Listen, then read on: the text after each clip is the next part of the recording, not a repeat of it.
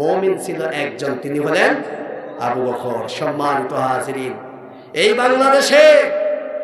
বাংলাদেশে এরকম মিথ্যা সাক্ষী একজন আরেকজনের বিরুদ্ধে কি দেয় না?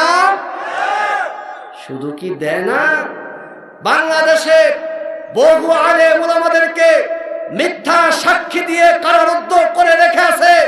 যারা কোরআনের মাঠে শুধু কোরআনের দাওয়াত দিত, এই অপরাধের কারণে বাংলাদেশের প্রবীণ আলেমদেরকে মিথ্যা সাক্ষী দিয়ে গ্রেফতার করে কারাগারে শুধু আটকে রাখার মধ্যে সীমাবদ্ধ থাকে নাই, আলেমদেরকে মিথ্যা সাক্ষী দিয়ে ফাঁসির কাষ্ঠও ঝুলিয়েছে। কথা বলেন ঠিক কিনা?